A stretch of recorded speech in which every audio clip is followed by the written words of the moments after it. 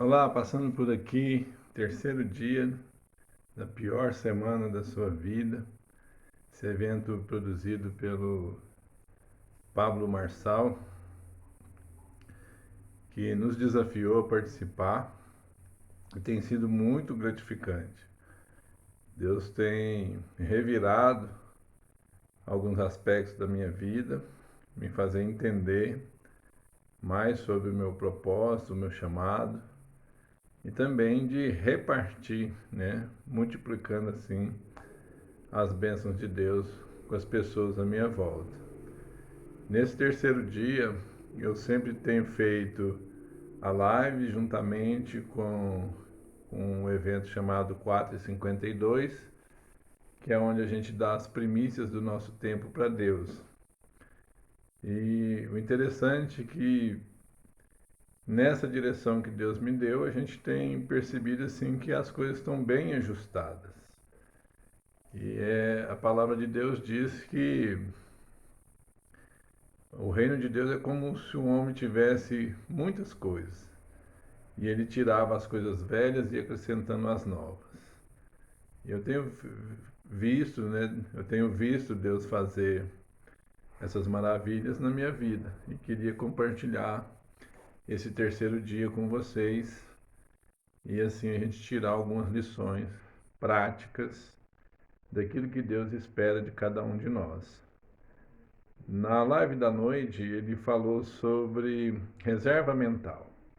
O que seria essa reserva mental?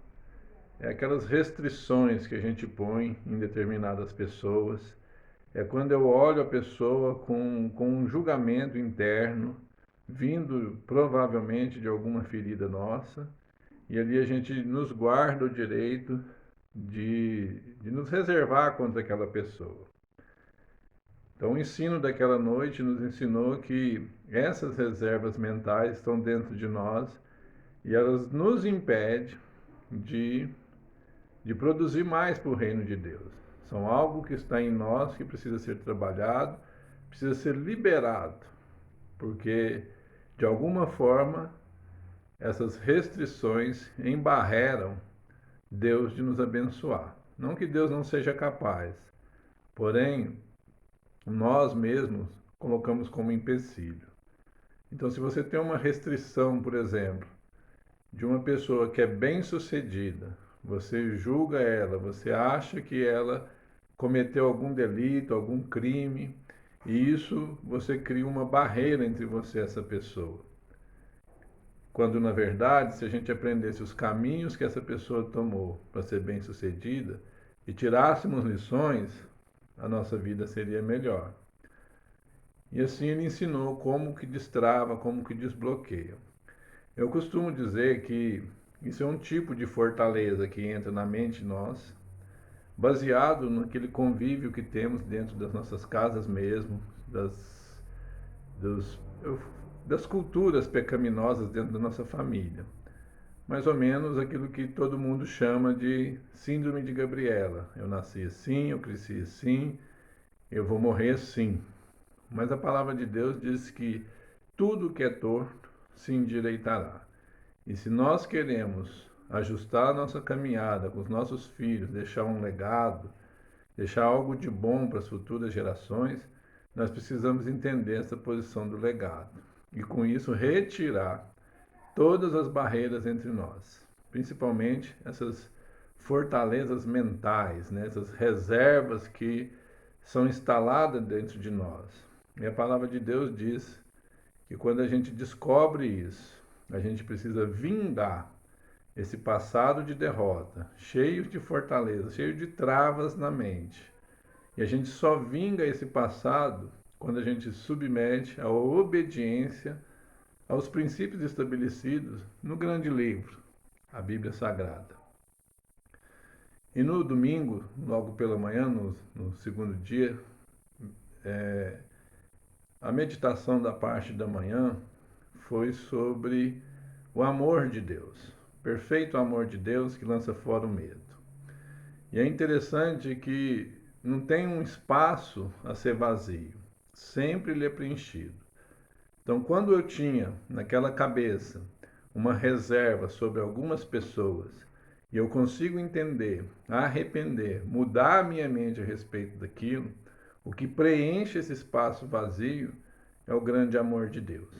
A Bíblia ensina que Deus nos amou de tal maneira que Ele deu o seu Filho em resgate da minha vida, da sua vida, das nossas vidas. E todos os tesouros escondidos em Cristo foi-nos disponibilizado através desse princípio. Mas para que a gente possa receber o amor de Deus, nós precisamos estar vazios de todas as reservas mentais, de tudo aquilo que nos impede de ver a graça, de ver o favor de Deus, de ver Deus agindo em nossas vidas, em prol dos nossos irmãos, em prol da nossa casa, em prol das nossas finanças, das nossas empresas. E Deus é assim que Ele faz. A Bíblia diz que Ele é amor e Deus é luz.